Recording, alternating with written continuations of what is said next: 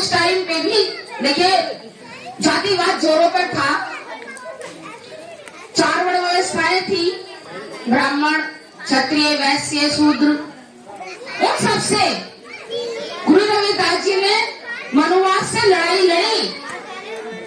बाबा साहब जब गुरु रविदास जी पैदा हुए तो उस टाइम में पढ़ने लिखने का तो अधिकार था नहीं। अब लोगों को समझाएं कैसे? अब हम तो फोन टीवी सब बोल के सफाई करके बोल लेते हैं, पढ़े लिखे हैं तो उसी तरीके से बताते भी हैं, किताबें भी पढ़ी हमने। लेकिन पहले इन सब का हम लोगों को अधिकार नहीं था। जब गुरु रविदास जी आए तो उन्होंने जो भी उनको ज्ञान था तो वो किस तरीके से लोगों को जागरूक करते थे, वो गाने के जरिए से जागरूक करते थे, जो गा गाकर लोगों को बताते थे कि मनुवाद से कैसे पीछा छुड़ाना है, किस तरीके से इन लोगों से लड़ना है, किस तरीके से गाँव जाते थे। वो जैसे हम लोग अभी भैया ने बताया कि ग्वालियर जाते हैं, नागपुर जाते हैं, अभी महाराष्ट्र भी गए थे, मतलब हर जगह हम लोग जाते हैं। उस तरीके से हमारे महापुरुष भी हर जगह जाते थे और लोगों को जागरूक करते थे, जा जाकर गा गाकर बताते थे, उनको सभाएं करते थे, लोगों को बैठाते थे, बुलाते थे। तो ये बात किसको हजम नहीं होती थी? जिनके विरोध में वो उन लोगों को समझाते थे, यानी कि मनुवादी लोग। उनको नहीं बर्दाश्त था कि एक वो लोग हम लोगों को नीच कहते थे, शूद्र कहते थे कि एक शूद्र ज्ञान बांटे, उसको ज्ञान का उसके अंदर ज्ञान हो, वो ज्ञान बांटे। उनको बिल्कुल भी बर्दाश्त नहीं था। वो नहीं चाहते थे कि उनकी तरह हम पढ़े लिखे और ज्ञान की बातें करें। सिर्फ वो क्या चाहते थे कि हम उनकी गुलामी करें। वो हम लोगों को गुलाम समझते थे। वो चाहते थे कि वो हम उनकी गुलामी करें, हमारे जो महापुरुष थे वो भी उनकी गुलामी करें। तो उन्होंने जब देखा कि वो सभाएं करते हैं, गाँव में जा जाकर लोगों को जागरूक कर रहे हैं, गा कर बता रहे हैं, तो उन्होंने राजा से शिकायत करी कि देखो ये नीच शूद्र होने के बावजूद ये ज्ञान लोगों में बांट रहा है, हमारे विरोध लोगों को तैयार कर रहा है, उनको हमारे सम्मुख बराबर बैठाने की बातें कर रहा है। तो उन्होंने कहा, जब राजा से उन्होंने शिकायत करी गुरु रविदास जी की, तो गुरु रविदास जी से ने कहा कि ये जो लोग हैं ये मेरी बुराई कर रहे हैं, ये कहते हैं कि हम जनेऊधारी हैं, तो जनेऊ तो मैंने भी पहना है। तो उन्होंने कहा कि आप अपना जनेऊ दिखाओ, मतलब आप अपना जनेऊ दिखाओ। और इस तरीके से षड्यंत्र करके गुरु रविदास जी की हत्या कर दी उन लोगों ने। और क्या करा कि चित्तौड़ के किले में जाके घेर दिया उनको मारकर। और क्या भ्रम फैलाया लोगों में कि गुरु रविदास जी तो सीना चीरकर ईश्वर के दर्शन करा रहे थे, उसमें उनकी मृत्यु हो गई। ये भ्रम हम लोगों के बीच में फैला दिया गया कि उनको कि वो ईश्वर दिखा रहे थे, वो सीना फाड़ के, इसलिए उनकी मृत्यु होगी, जबकि उनकी हत्या की गई। और हत्या क्यों की गई? क्योंकि वो हम लोगों को ज्ञान अर्जित कर रहे थे, हमें ऊंच नीच की जाति से ऊपर उठाने का काम कर रहे थे, गाँव गाँव में जाकर प्रचार कर रहे थे, इसलिए उनकी हत्या कर दी गई। क्यों की गई? क्योंकि मनुवाद को मुंह तोड़ने का काम कर रहे थे गुरु रविदास जी। अब बात हुई गुरु रविदास जी की हत्या भी कर दी गई। हमारे महापुरुषों ने जब इनसे लड़ाई लड़ी तो उनकी हत्याएं भी हुई। फिर बात करते हैं हम संत गाड़गे जी की। संत गाड़गे जी महाराष्ट्र में पैदा हुए थे। अभी 23 फरवरी गई है, 23 फरवरी को उनका जन्म दिवस सबने मनाया। लेकिन कौन थे संत गाड़गे जी?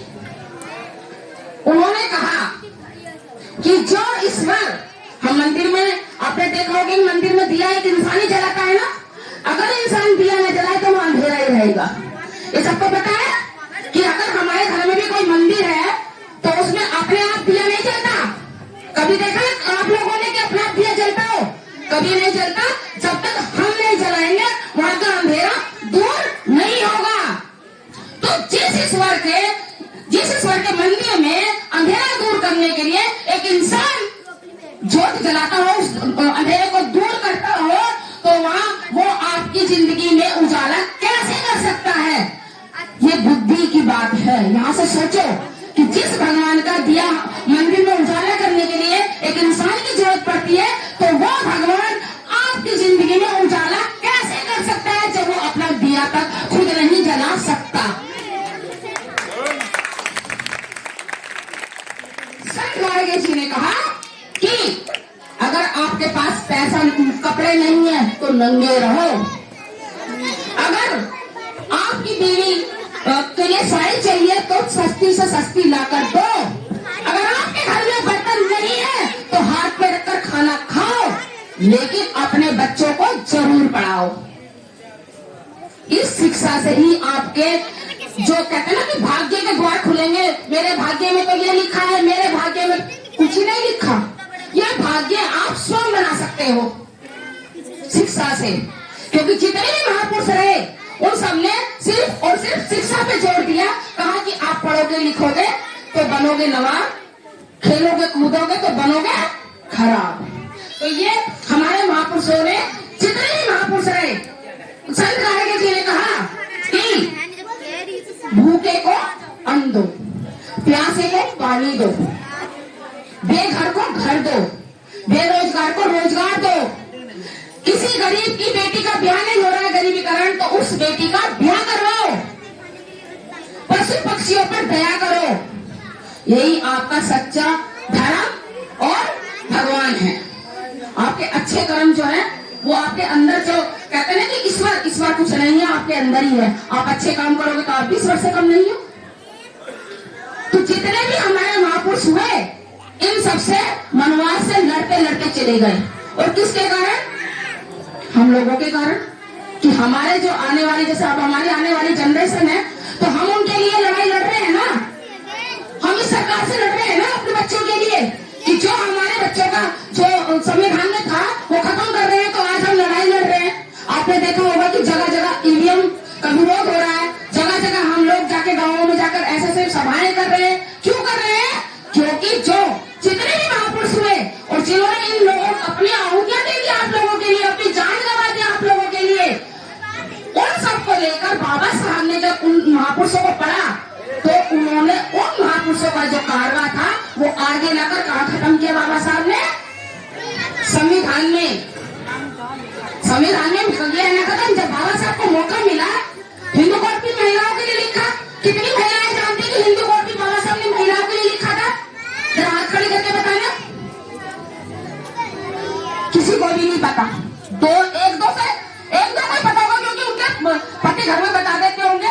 लेकिन इतनी जो महिलाएं बैठी है, मैं यहाँ कई साल से आ रही हूँ और हर बार बता के जाती हूँ, तब पर भी महिलाओं को याद नहीं रहता कि हमें जो कुछ दिया वो सिर्फ और सिर्फ बाबा साहब ने दिया, किसी और ने नहीं दिया। हमारे महापुरुषों ने दिया, किसी और ने नहीं दिया। आपकी तो हालत इतनी बुरी थी कि जब छोटी उम्र में शादी कर दी जाती है और आपके पति मर जाते तो उन लोगों को सती कर दिया जाता था, चितौर पर लिटा दिया जाता था। कितना चिल्लाती थी, कितना चीखती थी, उनके घरवाले खड़े हुए देखते रहते थे, लेकिन उठ तक नहीं करते थे। और उस महिला को उस मरे हुए आदमी के साथ जिंदा ही जला दिया जाता था। इतने से ऊपर पहनने का, कपड़ा पहनने का अधिकार नहीं था हम लोगों को। किसी भी जमीन जायदाद में हम महिलाओं को अधिकार नहीं था। अब तो बड़े शान से कहती है कि मेरे पीहर में अगर मेरे 3 भाई है तो चौथा मेरा भी हिस्सा है।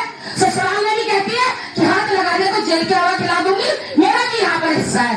तो ये सिर्फ किसी देवी देवताओं की देन नहीं है आप लोगों के लिए, सिर्फ और सिर्फ हमारे महापुरुषों ने जो अपनी आहुतियां दी आप लोगों के लिए, उसकी बदौलत आप लोगों को मिला है। लेकिन विडंबना ये है कि हमारे समाज की महिलाएं सबसे ज्यादा गद्दार है। वो लोग महापुरुषों को